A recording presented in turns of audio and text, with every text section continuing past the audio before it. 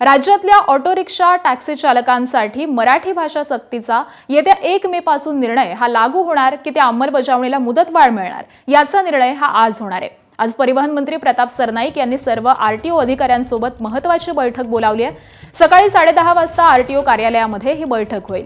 राज्यातल्या रिक्षा आणि टॅक्सी चालकांनी मराठीमध्ये व्यावहारिक संवाद साधण्याचा आदेश मान्य केला नाही तर त्यांचा परवाना रद्द करण्याचा निर्णय परिवहन मंत्री प्रताप सरनाईकांनी घेतला। रिक्षा टॅक्सी चालकांच्या संघटनांनी त्या निर्णयाला विरोध दर्शवल्यानंतर या संदर्भामध्ये काल परिवहन विभागाची बैठक झाली। या बैठकीमध्ये रिक्षा संघटनांनी मराठी सक्ती संदर्भामध्ये मुदतवाढ देण्याची मागणी केली आहे। यावरती मंत्री प्रताप सरनाईकांनी आपली भूमिका स्पष्ट केलेली असून मुदतवाढ देण्याची तयारीही आहे, पण मराठी बोलणार नाही ही मुजोरी खपवून घेणार नाही असा इशारा त्यांनी दिलाय। आणि त्याचबरोबर मराठी सक्तीच्या अंमलबजावणीसाठी किती मुदतवाढ द्यायची या संदर्भामध्ये आज आरटीओ अधिकाऱ्यांसोबत बैठक होणार आहे। दरम्यान कालच्या बैठकीनंतर प्रताप सरनाईकांनी नेमकी काय म्हटलंय पाहूयात।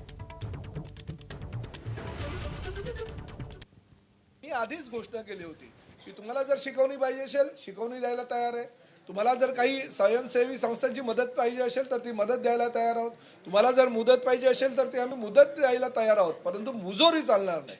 आम्ही व्यवसाय करू, धंदा करू, परंतु आम्ही मराठी बोलणार नाही। ही जर भाषा तुमची असेल तर ती भाषा परिवहन मंत्री म्हणून मी सहन करणार नाही।